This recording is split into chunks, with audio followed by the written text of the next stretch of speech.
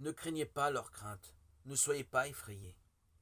L'Éternel des armées, lui, sanctifiez-le, et que lui soit votre crainte, et lui votre frayeur.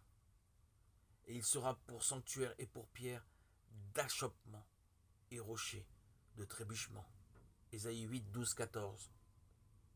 Les écrivains du Nouveau Testament, de façon cohérente et sans hésitation, relient les références de l'Ancien Testament concernant l'Éternel à la personne du Seigneur Jésus-Christ. Parfois, ils le font de la manière la plus frappante. C'est le cas pour l'apôtre Pierre, comme nous allons le voir en méditant le verset d'aujourd'hui. Pierre a écrit sa première épître pour encourager les croyants qui souffraient beaucoup à cause de la persécution. Comme l'histoire en témoigne, ces chrétiens passaient par une souffrance terrible sous la main de Néron. Ce n'était pas seulement la mort, mais une mort cruelle, épouvantable dans son processus. L'apôtre l'appelle le feu ardent, 1 Pierre 4, 12. Et pour les encourager, il cite le prophète Ésaïe en disant qu'ils ne devaient pas craindre leur crainte. Ils devaient plutôt sanctifier le Seigneur, le Christ, dans leur cœur. 1 Pierre 3, 14, 15.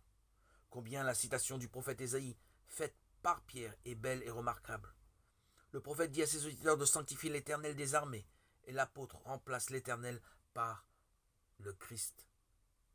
Mais ce n'est pas tout. Ésaïe poursuit en disant que l'Éternel sera pour sanctuaire, pour pierre d'achoppement et rocher de trébuchement. À nouveau, Pierre applique cela directement à Christ. Il était la pierre que les conducteurs d'Israël, ceux qui bâtissaient, avaient rejetée. Ils l'ont jetée loin, comme étant sans valeur, parce que Christ était une pierre d'achoppement et un rocher de chute, ou de trébuchement, où l'on risque de trébucher. 1 Pierre 2, 7. C'est également vrai aujourd'hui. Beaucoup de personnes rejettent Christ, trouvant l'évangile choquant, et elles trébuchent à cause de Christ. Mais pour les croyants de l'époque de Pierre, comme pour ceux du temps actuel, cette pierre qui a été rejetée est précieuse et n'est autre que l'Éternel des armées.